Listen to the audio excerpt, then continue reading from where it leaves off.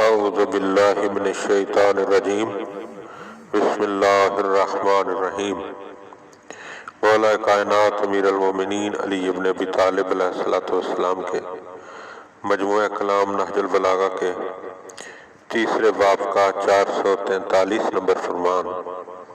وقال علیہ السلام، آپ علیہ السلام نے ارشاد فرمایا،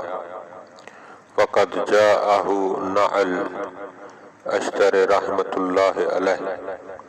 جب آپ علیہ السلام کو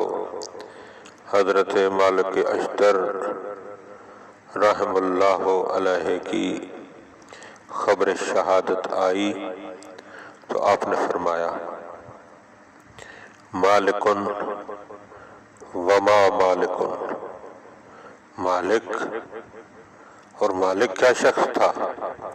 واللہ لو کان جبلا لکان فندن،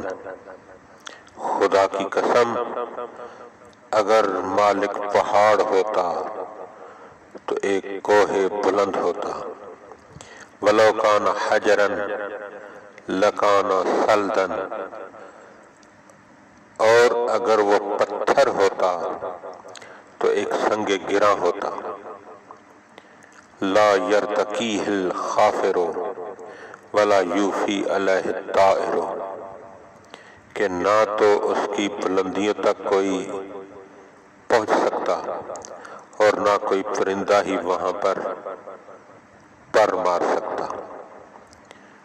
وقال الرضی، اور رضی فرماتے ہیں، والفند المنفرد من الجبال،